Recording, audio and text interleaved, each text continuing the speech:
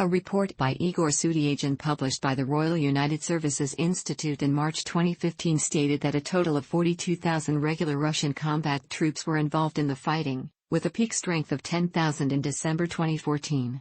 The direct involvement of the Russian troops on Ukrainian territory began in August 2014, when Ukrainian military successes created the possibility that the pro-Russian rebels would collapse. According to the report, the Russian troops were the most capable units on the anti-Ukrainian side, with the regular Donetsk and Luhansk rebel formations used essentially as cannon fodder.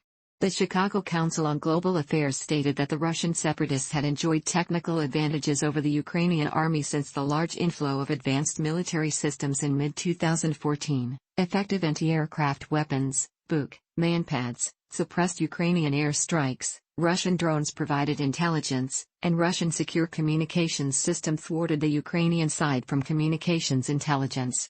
The Russian side also frequently employed electronic warfare systems that Ukraine lacked. Similar conclusions about the technical advantage of the Russian separatists were voiced by the Conflict Studies Research Center. Cases of Russian soldiers killed and wounded in Ukraine were widely discussed in local Russian media in the republics from which they originated. Recruitment for Donbas was performed rather openly via veteran and other paramilitary organizations. Vladimir Yefimov, leader of one such organization, explained in detail in an interview how the process worked in the Ural area. The organization recruited mostly army veterans, but also policemen, firefighters etc. with military experience. The cost of equipping one volunteer was estimated at around 350,000 rubles, around $6,500, plus the cost of the volunteer's salary, from 60,000 to 240,000 rubles per month depending on their experience. The volunteers were issued a document claiming that their participation was limited to offering humanitarian help to avoid Russian mercenary laws. In Russia's anti-mercenary legislation, a mercenary is defined as someone who takes part in fighting, with aims counter to the interests of the Russian Federation.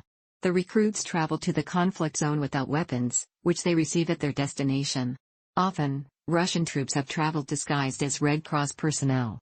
Igor Trunov, head of the Russian Red Cross in Moscow, condemned these convoys, saying they made delivery of real humanitarian aid more difficult. On April 22, 2015, the U.S. Department of State accused the combined Russian separatist forces of accumulating air defense systems, UAV and command and control equipment in eastern Ukraine, and of conducting complex military training that leaves no doubt that Russia is involved in the training.